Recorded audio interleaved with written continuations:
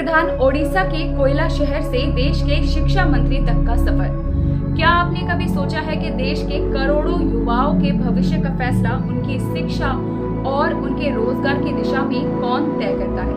एक ऐसा नेता जिसने भारत की करोड़ों गरीब माताओं की आंखों से चूल्हे का धुआं पोंछने का काम किया और आज जो भारत की शिक्षा व्यवस्था की सबसे बड़ी जिम्मेदारी संभाल रहा है।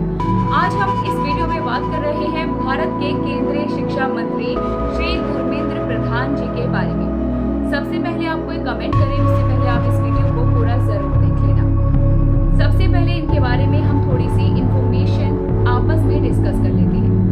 ओडिशा की एक छोटी सी कोयला शहर तालचेर से निकलकर दिल्ली के सत्ता के गलियारों तक पहुंचने का उनका ये सफर आसान नहीं था।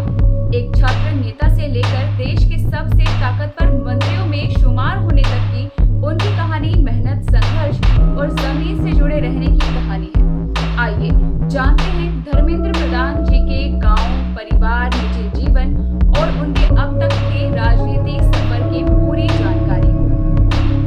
दोस्तों, सबसे पहले धर्मेंद्र जी के जन्म की बात कर लें, उनके बचपन की और उनके परिवार की बात अगर की जाए तो धर्मेंद्र प्रधान जी का जन्म 26 जून 1969 को ओडिशा के अंकुल जिले के तालचेर शहर में हुआ था। तालचेर को ओडिशा का कोयला नगरी भी कहा जाता है। उनका परिवार मूल रूप से चासा यानी कि कृषि समुदाय से ताल्लुक रखता था, जो हमेशा से जमीन और किसानी से जुड़े रहे। उनके पिता का नाम डॉक्टर देवेंद्र प्रधान है और उनकी माता का नाम बसंत मंजरी प्रधान है। उनके पिता देवेंद्र प्रधान जी खुद एक बहुत बड़े नेता थे और अब जो श्रीमान अटल बिहारी वाजपेयी जी की सरकार में केंद्रीय मंत्री भी रह चुके हैं। लेकिन धर्मेंद्र जी ने अपने पिता के नाम का सहारा लेकर राजनीति में कोई भी शॉर्ट सर्किट नहीं माना। उन्होंने एक आम कार्यकर्ता की तरह अपने जीवन का ये सफर शून्य से शुरू किया था और एजुकेशन मिनिस्टर की पोस्ट को हासिल किया था। अब बात कर लेते हैं कि उनकी शिक्षा और छात्र राजनीति की शुरुआत कैसे हुई। धर्मेंद्र प्रधान जी की शुरुआत पढ़ाई से उड़ीसा में ही हो गई। इसके बाद उन्होंने तालचेर कॉलेज से अपनी आगे की पढ़ाई पूरी की और फिर भुवनेश्वर की मशहूर उत्कल यूनिवर्सिटी से एंथ्रोपोलॉजी यानी कि मानव विज्ञान में पोस्ट ग्रेजुएशन यानी एमए की डिग्री को हासिल किया था। कॉलेज के दिनों से ही उनके अंदर नेतृत्व करने की क्षमता दिखने लग गई थी। ये बात है साल 1983 में, जब वो एक युवा छात्र थे। तभी वो राष्ट्रीय स्वयंसेवक संघ आरएसएस की छात्र इकाई अखिल भारतीय विद्यार्थी के परिषद एबीवीपी से जुड़ गए थे।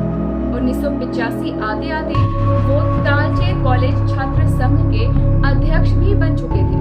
वो छात्रों की समस्या के लिए लड़ते, उनके हकों के लिए आवाज उठाते और यहीं से उनके अंदर एक ऐसा जननेता पैदा हुआ जिसने आगे चलकर राष्ट्रीय स्तर पर अपनी पहचान बनाई और एजुकेशन मिनिस्टर भी बने थे। अब इनकी पर्सनल लाइफ के बारे में, इनकी लव लाइफ के बारे में अगर बात कर ली जाए तो राजनीति के इस शोर शराबे से दूर धर्मेंद्र प्रधान जी का परिवार एक बहुत ही शांत और साधारण पारिवारिक जीवन जीता है। उनकी शादी 9 दिसंबर 1998 को मधुरा प्रधान जी से हुई।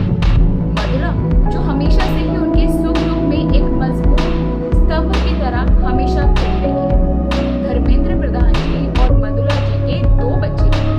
बेटा जिसका नाम निशांत है और उनकी एक बेटी है जिसका नाम नैमिषा है।